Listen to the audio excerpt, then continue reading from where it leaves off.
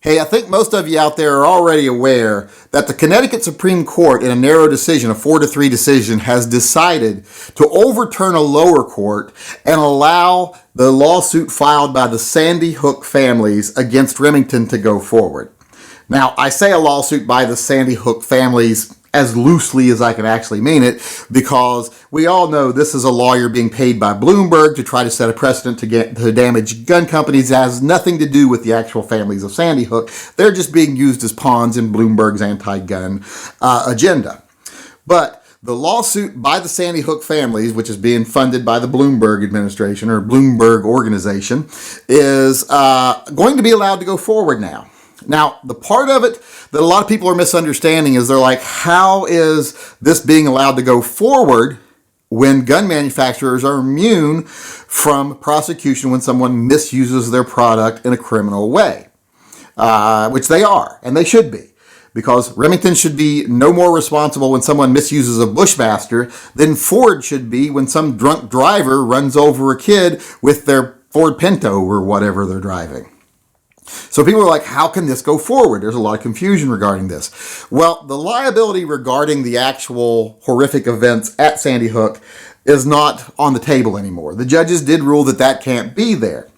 But in a desperate attempt to try to further this a little farther, to make Bloomberg happy, they tried to come up with some way they could keep this lawsuit alive for a little while.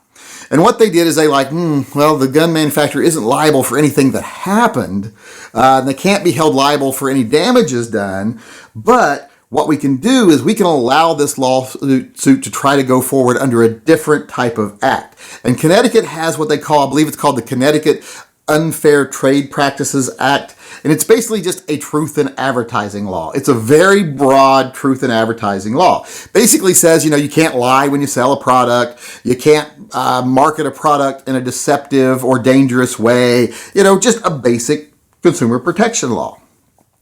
But they're trying to apply it to this case, saying that Remington advertised the Bushmaster in a deceptive and dangerous way because they tried to portray a weapon of war as a civilian product. And that's a violation of fair trade practices, and that's a dangerous act. Well, I don't know about anybody else, but I've never seen I've never seen Remington market a Bushmaster in any way that encouraged anyone to commit a crime or to commit violence. Never seen that ad, period. I've seen a lot of ads by them that are marketed at the tactical operator crowd, but that's a pretty benign group of people. I've never seen a lot of them commit any atrocities. I don't see your average tactical, operator committing crimes, unless you can count crimes against fashion with their Ed Hardy t-shirts and their cargo pants that they wear around like grown toddlers. But other than that, pretty peaceful group of people. So I don't understand that part of the lawsuit. But that's basically what's going on right now. They are not being sued for what happened with their product.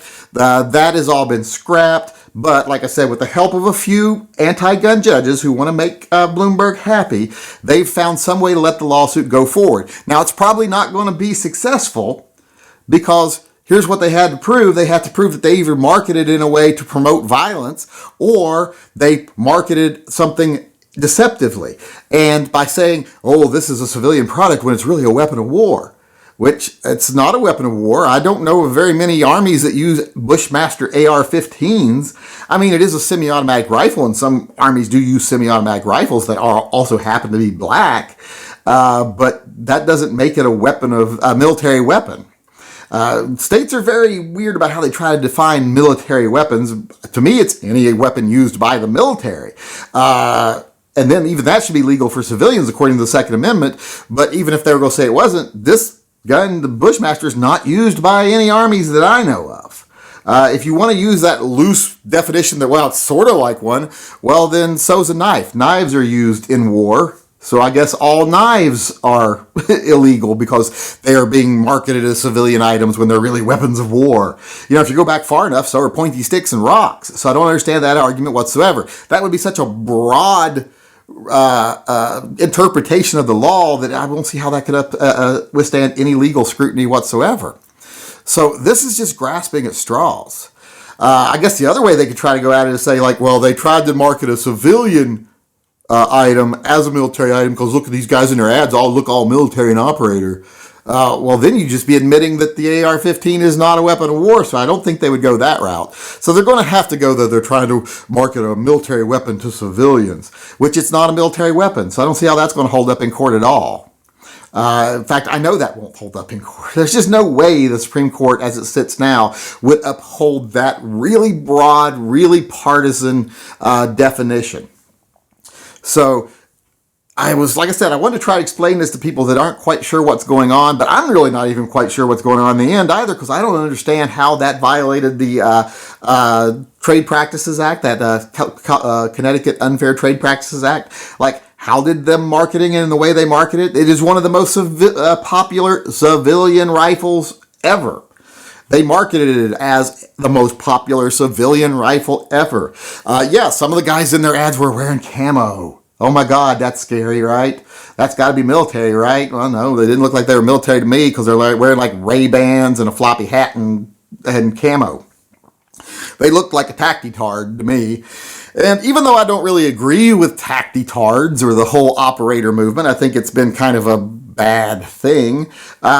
It's a benign bad thing. It's not a bad thing that damages anybody or anything. It just creates some really stupid ideas. But it's also been very beneficial in a lot of ways that it's drawn a lot of people into firearms that wouldn't normally be in the firearms community. So I have no beef with the operator mentality. I just don't subscribe to it myself, and I think it's kind of silly. But anything that brings in people, I'm okay with it overall. So this whole idea that the people in their ads look like the people they're marketing to, I don't see how that's unfair trade practices. Saying that, oh, it's a weapon of war when they're marketing a civilian weapon. It is a civilian rifle. It's one of the most used civilian rifles in the world, in this country, definitely. So I don't see where you're going to have a leg to stand on there either, because it's not a military weapon. It's a civilian weapon. It's basically, a basic semi-automatic rifle that's been made to look all scary. But most people aren't fooled by appearances. It's still just a semi-automatic rifle. Not even a particularly high caliber semi-automatic rifle. If I was someone that was wearing body armor and I was a police officer and I knew I was going to take a shot from someone, I'd rather take a shot from an AR-15 than I would a good heavy bore hunting rifle with a solid core, lead-tipped ammo, which could go right through my vest. So I just don't see the big hullabaloo about AR-15s, period. And this whole that they're weapons of war, they're not. So in the end, I know I've rambled here for a long time. The lawsuit, as far as liability for the crime, has been squashed. There was just no chance of that going forward. What we have here is some anti-gun judges were scraping for whatever they could scrape for to keep the lawsuit alive, to just keep Bloomberg happy for a while, and hoping that something sticks. Like, hopefully it'll stick. But I just don't see how they have a leg to stand on here. I don't even understand their argument. Neither did even three of the conservative, three of the more liberal-leaning judges there. They didn't understand it either. This wasn't a unanimous decision by the court. It was a 4-3. So it's going to end up going to the Supreme Court. It's going to end up dying in the Supreme Court because, like I said, it's ridiculous. Trying to say this was deceptive advertising when they advertised the product as what it is and advertised it to the people who tend to buy it, with no complaints from anyone who actually bought it. I just don't see how that's going to go forward. But like I said, just want to try to explain to you what's going on the best I can, because like I said, I'm a little confused myself.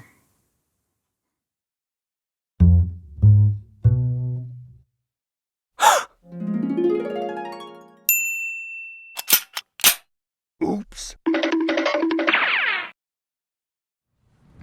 Why don't you go ahead? It's the lady at 46 South Road. 46 South Road. Station 1 call, retone that please. 10-4. Got the floor to go to that location also. This is 1-9, is that correct?